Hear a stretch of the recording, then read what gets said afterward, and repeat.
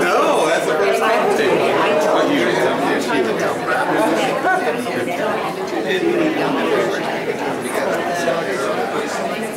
I want my Academy Award. Folks, if you would please take a seat, we're going to start.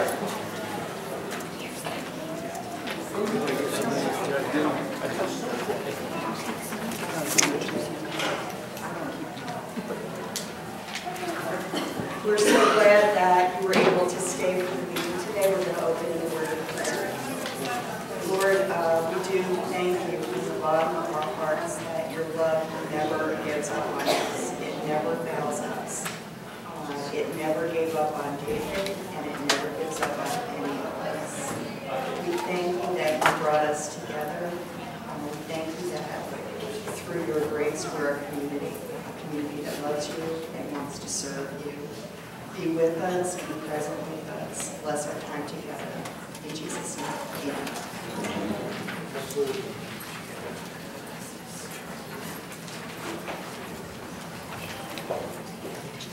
Just echo Sally's gladness that everybody's here.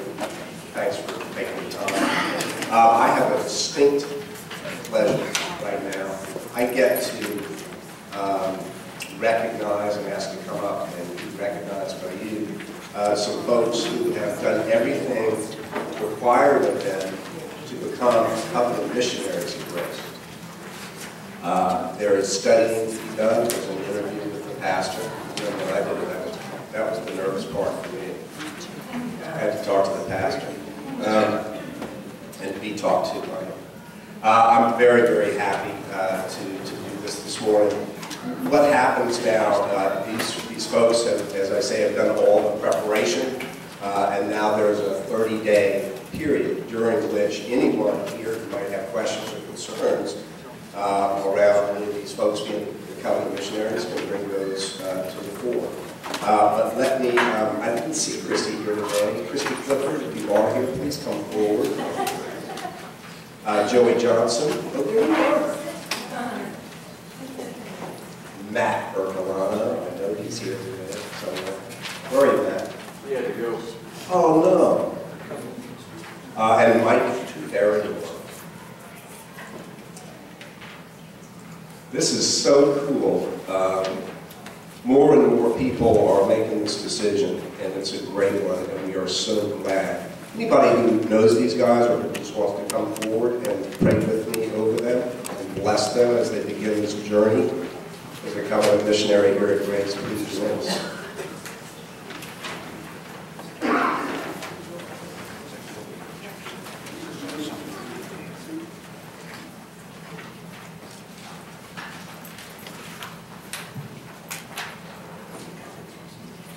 Lord God, we are so grateful to know Christy and Matt and Joey and Mike have made the decision to be covenant missionaries here and to be on a walk with all of us at Grace Christian Church. Lord, we ask you to bless them. We ask you to lead them, to go before them and us as we as a community bring your love and extend your grace and talk about your power and your majesty and all the possibility that is you and hope in you. I ask you to bless each of these folks. Lord, lead them, love them, and help them to be lights in your kingdom. In Jesus' name. Amen.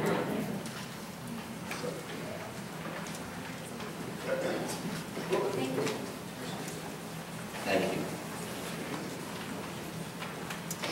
And the next order of business is we've already handed out these ballots. And what these ballots are lists of everybody who is a covenant missionary of grace.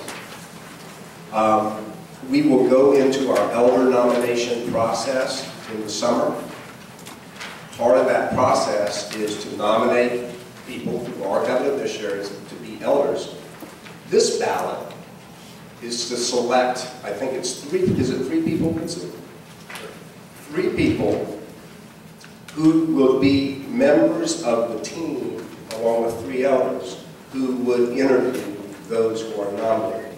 So what you're doing is suggesting and selecting 3 people who would be invited to be part of that interview team when we do the elder nomination process. So do that prayerfully. It's really an important process here at Grace. So elders will be nominated, and you'll be asked, of course, to be part of that as well. And 3 of the people that you select will join 3 elders and interview those elders. Does everybody have a ballot?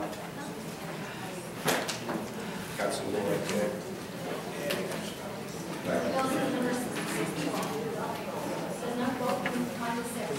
Oh, okay. Okay. Read the ballot, don't listen to me. I think that's always good instruction. Who didn't get one? Why don't you put a chair?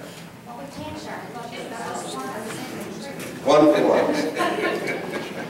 Thanks, everybody. A very important process to be part of, and we're glad you are.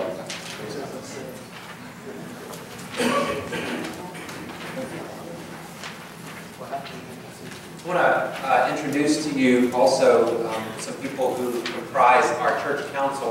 For the last couple of years, we've been looking to create a council that are largely comprised of people who lead ministry teams.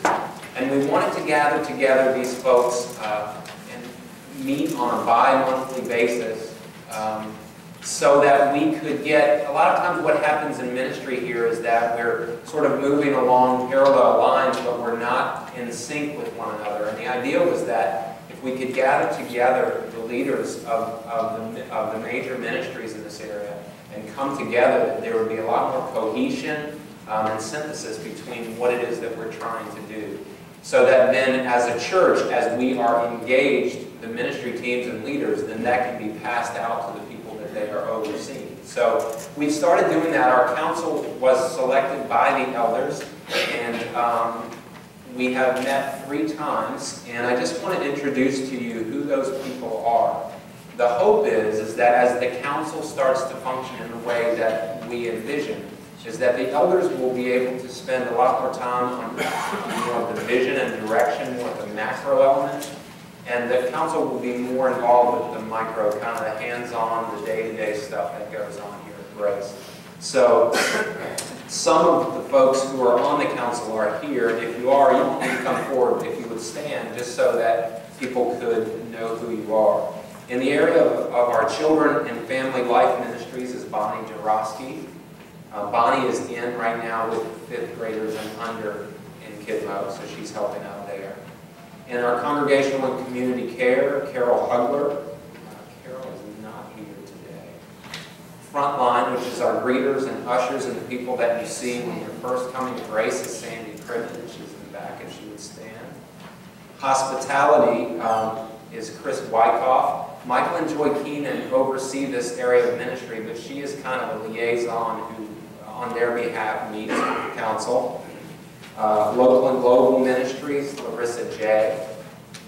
There's Larissa. In the area of our prayer ministries is Janet Kluwen. There's Janet back there. In the area of our small group ministries is Darlene Zito. Darlene's right down here. In stewardship and in finance is Cindy Kelly. I don't see Cindy here today. She is on the council in that area. In our worship ministries is Jim Fisher. There's Jim there. And then in our youth and family ministries is Bill Lacey. Right there. So this is a group of people we've started to get together. We have great hopes for this team. And then from what happens in this team, what gets passed out to you. We really want our church to be on the same page with the things that are going on. It's very difficult to do if just the elders are responsible for disseminating that information and vision to them. So we look forward to growing this. This has finally come of age. It's been something we've been trying to do for like 2 years, and so we're finally in a place where we have gathered these folks and have started some meetings. So I wanted to share that with you. The next thing, if you received this insert, I'm going to walk down through this with you. These are some important things that I feel like are very significant for each of you to know. In particular as well, our young people, because I want you to understand that you are a part of the life of this church, and there's some basic goals that we have that we want you to join us in helping us to reach. If you will see, there are 5 goals that we set as an elder board for the coming year. They deal with the amount of visitors that we hope to have come in and retain. They have to do with our attendance and worship on Sunday. They have to do with small group participation, Bible reading, and people who are committed to being a part of this place as covenant missionaries. So let me just explain to you, because without some explanation, I doubt you would understand what you're looking at. In 2011, we had roughly about 60 people. Your form says 55 in that column. There's roughly 60 people who came into Grace, filled out a connection card, and made us aware that they had come to Grace for the first time. Okay? Of that 60, about a third stayed. So 20 out of that 60 stayed. What we wanted to do over the course of this year was we wanted to double that number. And the best way that we knew how to double that number, it was almost by, one of the things I want to say before I move towards addressing the doubling is, I called each and every person who visited at Grace. I basically did a survey and I asked them 2 questions. I asked them why they came, and either why they stayed or why they left. Because I wanted that information. I didn't want to guess at what that was. And 2/3 of the people who came because they were personally invited by somebody. 2/3 came because somebody extended an invitation to them. Okay? 2/3 of the people who stayed because they made a connection. Okay? Almost everybody who made a connection of some sort of that 20 stayed. The people who left, the other 40, there were some people who visited who were from out of town, or it wasn't going to be possible for them to stay. But the bulk of the rest, the reason why they didn't stay was because they didn't get connected. So the very reason why people came was because they were invited and because they stayed because they got connected. The people who left because they didn't. People clearly want to be a part of something, and if they feel after a certain period that this is not going to be a place where that happens, they're going to try and find a place that will. What am I saying? I think that the people that were attracted to come to Grace last year came as a result of about 15% of the people at Grace who extended invitations. Largely, when I looked at all the people who came and were invited, it came down to a very small portion of people who were at Grace that did the inviting. So I then began to think to myself, we have a vision for Grace to grow beyond where we've been, okay? The way that that's going to happen is that if we all take ownership in the process. So whether it's inviting somebody to a worship service, inviting somebody to a dinner, inviting somebody to your small group, inviting somebody to something, personalizing, and then helping them to find a connection is going to help us grow Grace. I'm going to talk about why we want to grow Grace and what the vision is for doing that. But my thought is that if we were able to do this without really trying, with only a small percentage of Grace really doing the inviting, what would happen if, say, 30% or 40% or even half of us just were a little more intentional with our invitation? Our thought with the elders was that we could easily double the number. But we didn't want just 1/3 of that number to stay. We felt like we could get half. Okay? So our goal for the coming year is to be more intentional. And why do we want you to know this? Because we want you to be. We don't just want the elders and staff and the council to be more so. We want you. If this is a place that you love and it ministers to you in some way, and you have found it to be a place that you enjoy, we would love for you to start to think about people in your life that you could extend an invitation to, a group, a dinner, an outing, a worship service. We want you to join us in that. Okay? Now through February, we have 16 people who've come and filled out cards. We know there are more people who have visited with us than that number, but that's the number of cards through February we've had. and 9, over half, are still here. So in the first 2 months, over half of the people who have come are still here. That's good. Okay? So we want to invite you into this process to join us and to continue to be invited to people. For some of you, that's going to be easier than for others, but we want to encourage you to do that. The second goal, if you can see, we were on a steady decline in terms of the averages that we had here. From 2007 to 2011, our attendance in worship went down, down, down, down. In the earliest days of Grace, it was up and to the right. We leveled off and then we started to go down. Some of that has to do with the fort closing. We lost about between 70 and 80 people from Fort Monmouth over that time. Our youth program also was being staffed by volunteers, and since that time, Bill has come on and has not only stabilized, but has begun to pick it up. We kind of bottomed out and leveled back up. And so what we are thinking is that we are wanting to begin to move forward and grow again. And what you will find is that our hope is that we want to get back to a place where 5 years ago in 2007, that we are actually ahead of that. So when in 2011, the average numbers for worship attendance was 126, we believe that based on that first goal, if we become more inviting of people and those people stay, half those people stay, we'll hit 180. I'll tell you in a moment why those numbers matter to us. Through February, our worship attendance has averaged 155. So that puts us back up between 2009 and 2008. Now this is before we've even introduced to you that this is a goal and this is what we want you to help us with. So we have great hope that we bottomed out and we're starting to move back up. We want you to join us in that, okay? And to help us actually meet this goal. We see movement there.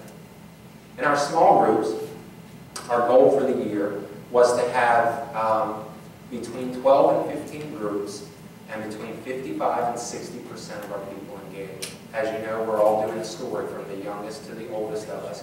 We wanted at least half of our congregation to be engaged, because then that would be a critical mass. If you have less than the majority, then that means you have more people who are not doing something than are. We wanted to have more people doing than not. Currently, we have 9 groups and 56% of our adults. I don't have the numbers for our children, but right now for our adults, we've hit that goal.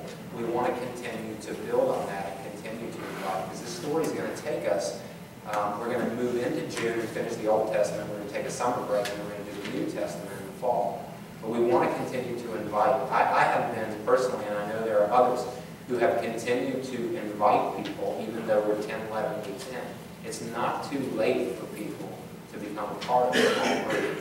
And I think for those of you who are engaged in a group these days, you will understand its value. And if you understand its value and you know somebody who's not currently involved in processing that, perhaps you would think to invite them to be a part of it. I know that I enjoy our group immensely.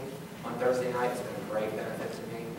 And I continue to invite people every week, even though our group has grown from, in our sign-up, we had one person sign up for our group, right? There were 3 of us, and there was one person who signed up. And weekly it has grown, and we have about 20 people who are in our group now. Because we love it, and we want others to experience the blessing. So we hope that all of our groups will continue to do that. I think the goal that I'm most excited about actually at this point was we wanted at least half of our folks. We identified that there's this gap between knowing the Bible is important to read and actually reading it. And so we wanted at least half of our adults reading the scriptures weekly. And so right now we have right at 70% of our adults who are committed to reading the scriptures on a weekly basis. My thought is that if we stay with that it will be transformative to us as a body. I'm so excited that you guys are reading the Word, that it's speaking to you, that you are getting a greater sense of how God's story aligns with your own. And so right now I'm really excited. We have well over 50%, almost 70%. And then the final category is our covenant missionaries versus non-covenant missionaries. Through February, 52% of our adults were covenant missionaries and 48% or not. Our goal is to have between 65 and 70%. Clearly, if we continue to grow, it's harder to reach that goal because the more people you have, the more people have to go through the process to get to that place.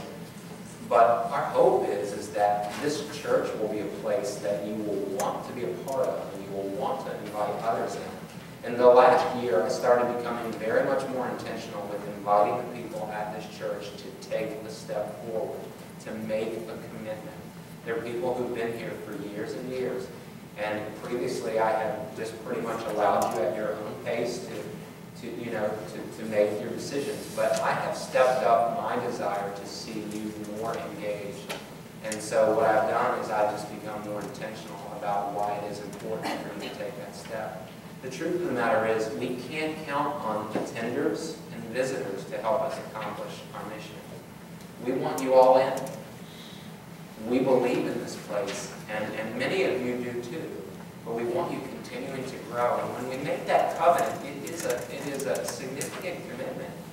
It's saying before God, this is my place, and I'm in. And as long as God has me here, I'm going to the best of my ability, give myself to help this church accomplish the mission and vision that God has given it. And so, if you've not taken that step, I want to challenge you. If you need to take Catch the Vision or Foundations or do the interview, wherever you are in the process, to just keep taking that step. If this is your church, let's be all in. Okay? Why are all these things important?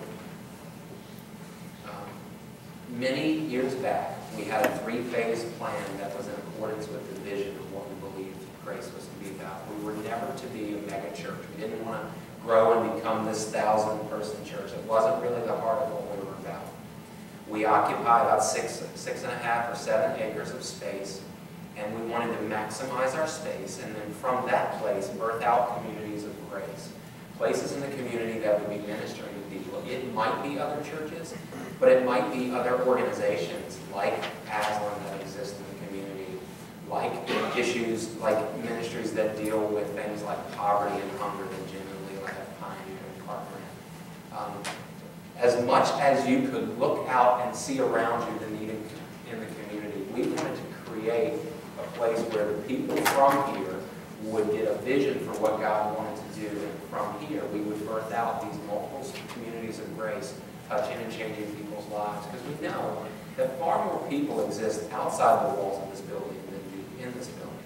And there's a lot more that goes on between now and the next time we will meet than what happens here. So we want the presence of God, Christ's presence in our community in very redemptive ways to continue. The problem is if we don't max out our space and we birth out these communities, what happens is we get weak. Because when we lose a chunk of 20 or 30, when we birthed out more from here in the beginning, that hurt us for a while. And along the way, we've birthed out multiple communities from here in alignment with the vision, but we've never been able to get to a place where we could sustain it and birth from strength. And so we have a three-phase plan. The first phase in our plan was to fill in the L, which is where the youth room and ministry takes place, where the office space is, more classroom space, the prayer room and library are. Those were needs that we had identified and we addressed. Phase 2 was to create a larger sanctuary for more people to come and worship. We wanted our worshiping community to grow, but we've been stalled out for the last several years because our numbers of people have diminished. And phase 2 is the most expensive of all the phases. So in order for us to accomplish the vision that we feel like we have at Grace, we have to begin to grow again. And we can do that if we, but me and a couple of others trying to drive that thing without everybody owning and participating and being on board, it's not going to work. So we need our youth and our teenagers, if they like what's happening in youth ministry, to invite their friends. We need to, if there are fun events or things that are going on, that you like, invite your friends. Same thing with adults. We can make this happen. We cannot, though, if we're gonna think it's somebody else's job. It's our job to make this happen. And in partnership with God, I want to see us move towards phase 2. We've been stalled out for years now. And it's almost as if the vision is like very dim. And I just believe it's a season for us to move forward and to grow into that. And so I'm excited that you're here, that you're hearing about what we want to see happen. And I just want to challenge and invite you to join us in making it happen. Okay? Is there any question about any of the goals and why? Anything that's unclear from the form, Jim? A suggestion. There was a church I went to that were involved in divorce care, and it's a unique ministry where people who are going through, you know, the ugly nature of divorce, they come to this ministry, and over half the people that came to it stayed with that church. So it was a real, in fact, they were saying most of the growth in that church was due to that ministry. People going through divorce, many times they're in another church with their, you know, their significant other who was breaking up with them, and they're really looking for maybe not staying there because of bad memories or what have you, they're looking for a new place. And you bring them in to here, and then it's a nice area to grow, especially if you're set up so you can have, let's say they need counseling, and I know we're associated with that, like what happened on Friday night with counselors here, marriage counselor types, that, you know, that's a nice way to, you know, bring them in. The only trouble is financially you're not going to work out, they're broke. But it's as far as knowledge, and I think a real special thing about our church is like, we're really good at a broken heart, is reaching out to people with broken hearts and helping them in that healing process. So just an idea I just want to throw out. In an ongoing way, our elders are trying to assess the ways in which we can meet needs like that. And largely what has to happen for us to do any ministry is to have a champion for that area and to build a team. And so as we are able to do that, we want to address that. But it does require, for anything that we launch, it requires people and energy and time. And so when those people rise to the surface and say that they have a heart for X or Y or Z, then we enter into discussions about how we can make that happen. So I think it's probably very valuable. Someone do have an idea like mission, because I know I have in the past been in communities where people struggle with their finances, and I mean, with myself, you know, doing a lot better now. But who would you go to? You just come directly to you and say, this is what it's the idea that I have, because I know what you mean about you need bodies, and that's where I was thought. Yeah, any of the elders, myself or any of the elders, and then what we would do is we would bring that issue or topic for discussion. We talk and pray over it, and you know, if it's you, for example, we'd invite you into that discussion, and we begin to process that and see what viability we have. Okay. Vince, I have a question. Yeah. The money that was earned during the Taste of Italy, out of the parking lot, was there any extra money left over from that, from those generous donations? And if so, where was that money applied to, what part of the area of the church that might remove it? If not? Yeah, I don't know what the total cost, I don't have it in front of me right now, the total cost for the parking lot to be completed. There were two places where monies went. The first place will be in an area for the parking lot and for finally getting that taken care of. The second was for the youth who served us, and all of those monies, I think it was probably, I don't know what those numbers are, but a couple $100, few $100 will go That's the toward. money they had? Yeah, it's seed money for trips that they're going Yeah, to they take. did good, 430? Yeah, so those are the two places. If we find that there is excess from that, then we'll revisit with the building and grounds. Trish and Barry oversee that area. We'll revisit like where that would go, what's the best appropriation of those funds.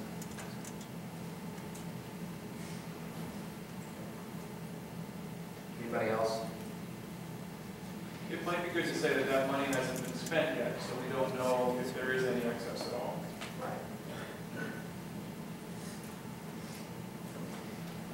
The last thing I'm going to say, and then Cindy's going to finish with just a budget update for you guys, and then we're done. We really need you to own this. I love this place, and I know you guys do too. But a lot of stuff won't happen if we don't, as a community, apply ourselves and care for it in the ways that I'm trying to challenge you to do now. And so I have high hopes for us. I feel like we're in a good place these days. All of the goals that we have set are moving on a positive trend. Now that we've invited you into it, we hope that we will continue to increase that trend. You know, we're getting ready to move into Easter season. It's a time where people are most open in their lives for invitations. There's always a lot of places that you can reach out to somebody. So I hope that you will. Okay? So thank you. Cindy.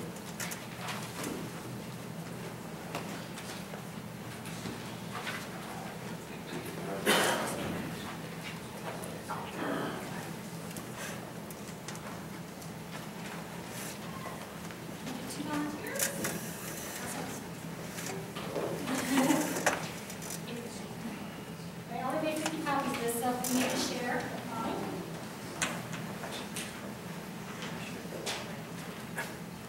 Okay, good. First thing I'd like to highlight is, as we mentioned briefly, with our youth program. Last April, we added Bill Acey to our staff as our youth pastor.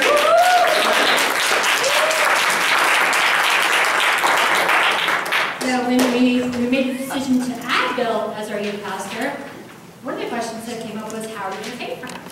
So we started a youth pledge drive for him. And you might have seen this out in the foyer over the past few weeks. It's a pledge drive status that we did. And if you haven't pledged yet, it's not too late. This is a 2-year pledge drive. And all we ask is that it just be as little as $5, $10 a week, whatever you feel comfortable giving. There's no cards there. I'll make sure there's some for next week. Just let us know how much you want to pledge to help support Bill and help support Grace and what we're doing to get our youth program strong and active again. And really big help. As you see from the thermometer, we're more than halfway there. So awesome to all of you. Thank you so much. Thank you, Paige. And what you're getting now is the 2011 year-end budget. If you look, I did print too small. Our total income for the year was $214,169.06, so that's been pretty good. And as you see through our expenses, we've been really careful over the past few years with our expenses.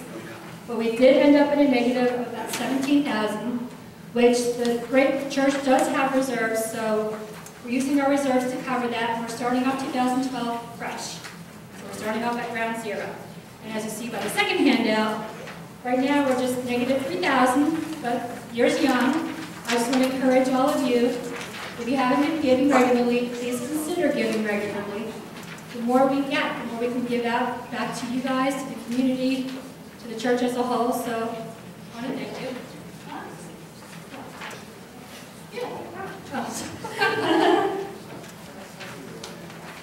And on those lines, if you noticed in that budget, that was only the general operating fund. There's some other funds that we track and keep track of that are doing really well. The youth program is doing really well. They're staying right in their budget. And actually, with their budget, they actually have a balance of over $1,000. So even though they're doing really well with the money coming in and stuff, and what the program still is developing, they're really strong and really healthy. So there you go.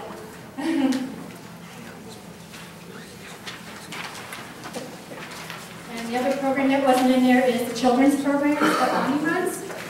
Also, they're very strong budget. There's the programs that she's doing. There's some things that she's planning for the summertime. I won't go into it right now, but you'll hear about it soon if it happens. And they're doing really well with their balance. They're very healthy as well. And the last thing I want to highlight is some may not know is the church has an internal benevolence fund where we help our own in need. If you're struggling, if you're short for something, you need some help, you've exhausted all your other possibilities, don't know where else to turn, you can give Liz, you can Paige, you can myself, any of the elders will call, and we can help you out. We can. So last year we started out with a balance of $5,231. To date we've given out $921. And brought in, there we reporting 625. So that's another thing you can give to. Not only give to the church as a whole. If you want to give to the Internal Medalist Fund, it goes back out to you guys. So indirectly, you'll be helping out each other. And it's a way to do it anonymously if you don't pension to yourself or something. And so that balance right now is at $5,231. So it's very, there's money there. And that's about it. Any questions?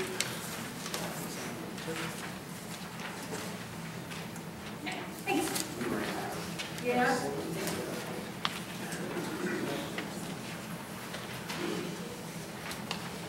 What we do at the end of our community life meetings, and we're going to draw to a close here, is we invite our elders to come up. We're going to close in prayer. And as we do close in prayer, if there are any questions about things that we spoke to or things that we didn't address that you would like to know about, we're here. So some of you may or may not know all of our elders. Micah Keenan is coming to the front. There's Bill Smith, there's Cindy Fairmore, Sally Jacober Brown, and myself. This is our elder board, okay? And we are the people who are responsible for oversight and direction, helping to accomplish mission and vision and grants. We then have staff as well, which is made up of Bill Acey, who oversees our youth and family. We have Bonnie Dorosky, who oversees our children and family, and we have Janet Fluin, who is does a million things. She's everything else. So, if there are any questions that you have for us or about the life of this church, we usually reserve the end for you to ask that. So, if you guys have any questions, we'll field them.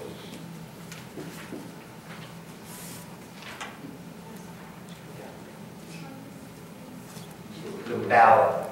The ballot that you had, that Bill passed out in the beginning, for our elder process, there are 3 elders and 3 people chosen from the community at large who come together in August, and they form a team that goes through a process for interviewing those who are nominated to be elders.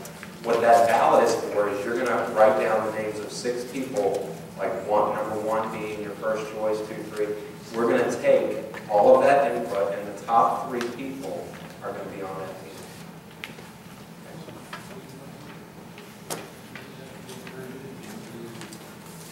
If you can fill it out today, it's great. But if you want to take the course of this next week, we'll take them for the course of next week. There was no oversight. Brooks Bell and Nancy Bell are covenant missionaries. They were omitted from the list, but if you want to write them in on the bottom, you would welcome them. If you notice anybody else you know is a missionary too. Okay. Any other questions, Ken? What are you offering the next round of missionaries classes? The next class is in May. We do it on a quarterly basis.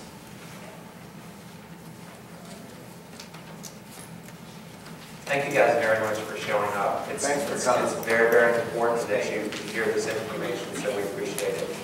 If you would join us, Michael's going to close us in prayer. And since we're recording this, and 5 seconds delay.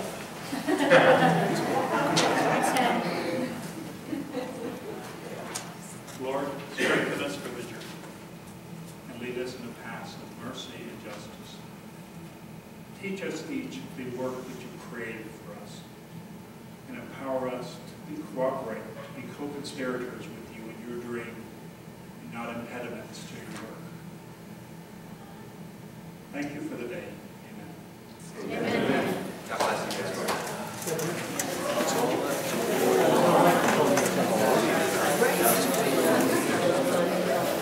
Where's that mic? There's no mic on there, is it? Sure there is.